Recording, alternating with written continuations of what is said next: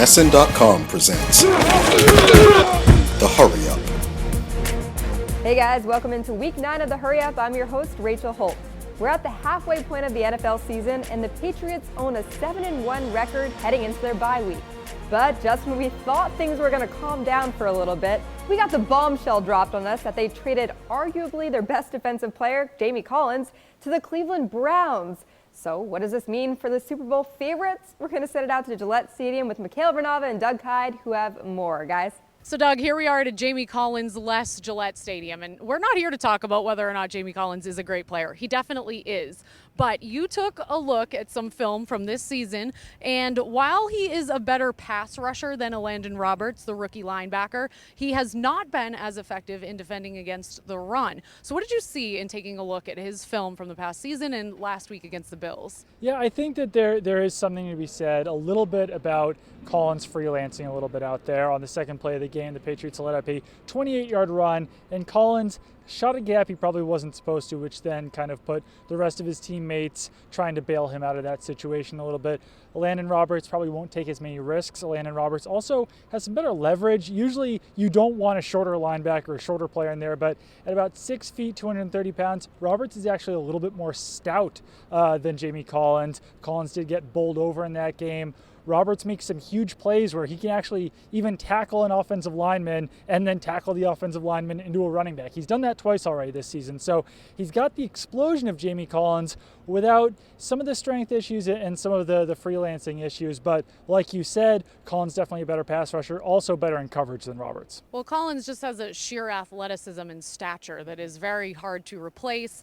But filling the void will be Landon Roberts and Barkevious Mingo and Kyle Van Noy, who they recently signed. So how will that combination stack up and fill Collins's shoes? Yeah, I think mostly it will be Roberts. He'll really fill in on those early downs, probably first and second down. That's usually when teams are more apt to run than throw.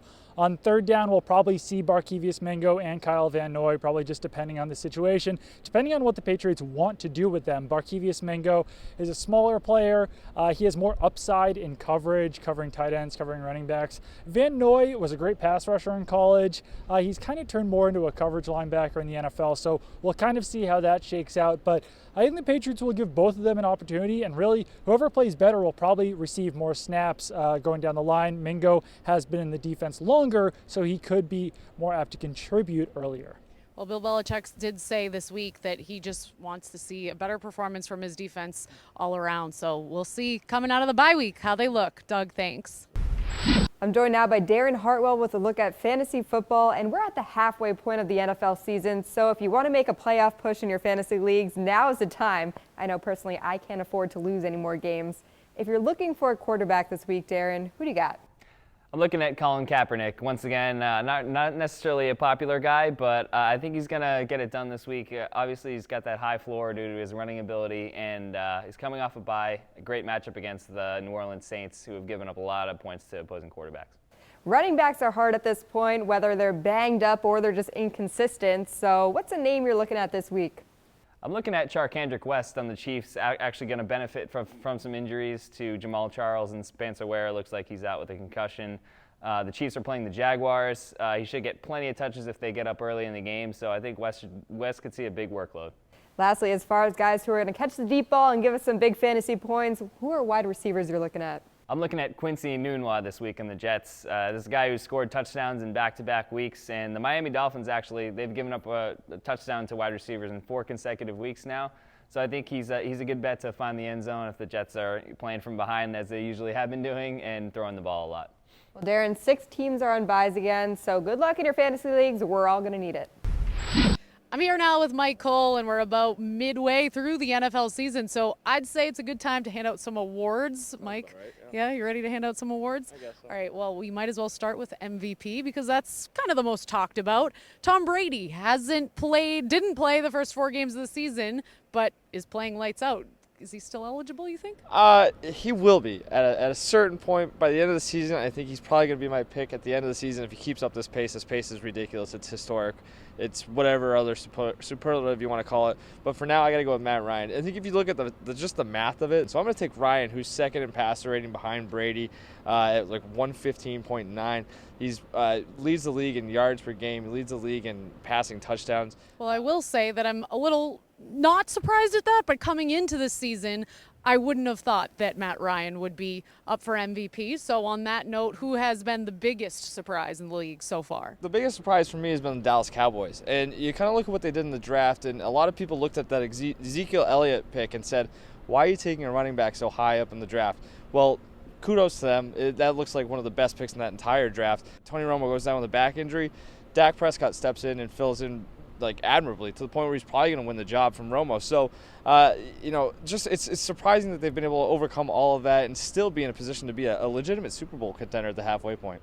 There are kind of a good amount of players out there that I can think of that aren't really playing up to par or up to their full potential. Who do you think is the biggest disappointment? I think the standout disappointment, if you want to call it that, is Ryan Fitzpatrick. I mean, the guy lost his job to Geno Smith, and that's saying something.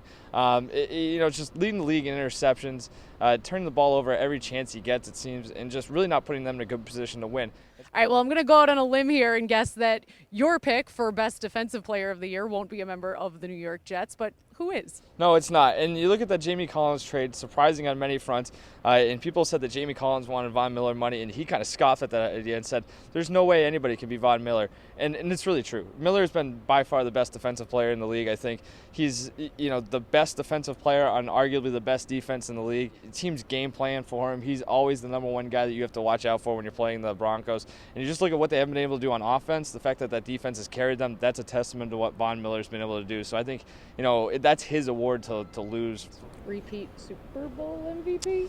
That's saying a little much right now, but if they get there, I don't see why he wouldn't be. Yeah, well, I think if they get there, it'll be in large part thanks to him. Definitely. So we will see. Mike, thanks.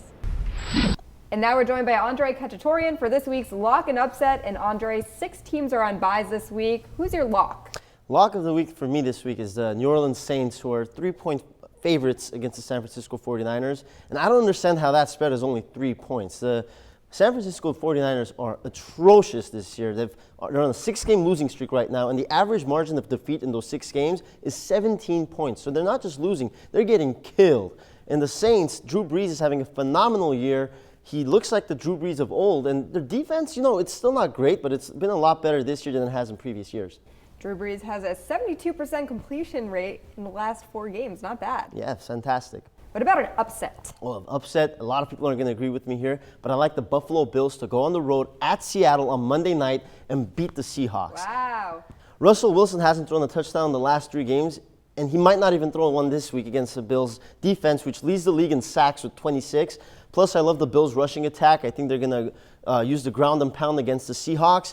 And the Bills have done well against great opponents. They've already beaten the Cardinals. They've already beaten the Patriots. And I think they're going to beat the Seahawks. You know what I'm looking forward to in that game is the return of Percy Harvin, who's Yeah. unretired with the Bills and going up against the team he won a Super Bowl with, no less. Pretty exciting. Yeah, it should be a good one. All right, thank you. I'm Zach Cox, and here are my NFL Power Rankings for Week 9. Moving up to the top 10 this week are the Oakland Raiders, who now sit at 6-2 after their thrilling overtime victory over the Tampa Bay Bucks. We're still not fully sold on the Raiders as legitimate Super Bowl contenders, but if the season ended today, they'd be the AFC's number 2 seed. One team trending in the opposite direction is the Minnesota Vikings. After 3 consecutive weeks at number 2, the Vikings tumble all the way to number 9 this week after their disappointing loss to the Bears on Monday Night Football. Minnesota now has lost 2 straight after beginning the season 5-0, and it's hard to imagine them going anywhere in the playoffs unless they fix their woeful offensive line. The New England Patriots remain atop our list after dismantling the Buffalo Bills on Sunday, but it'll be interesting to see how New England's defense adjusts following the surprising trade of Jamie Collins.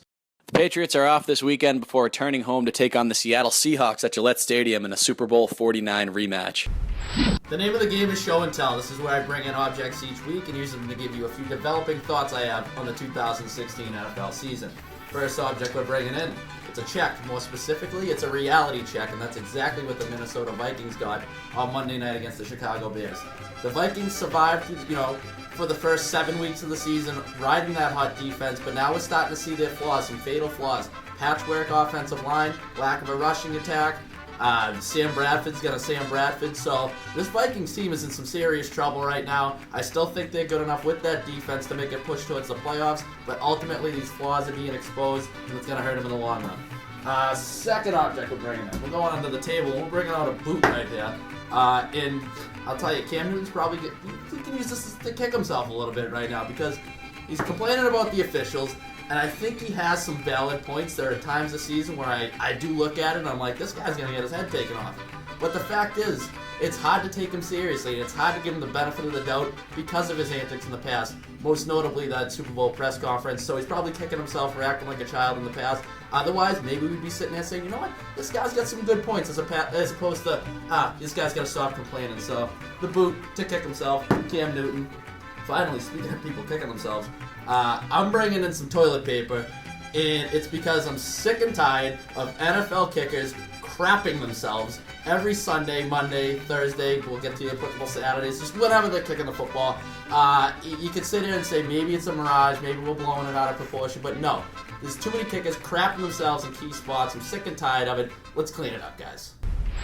That does it for this episode of The Hurry Up. Thanks for tuning in. For all your Patriots and football news, make sure to check out one of our podcasts. And as always, check out NESN.com for all your news. Happy Week 9, everyone.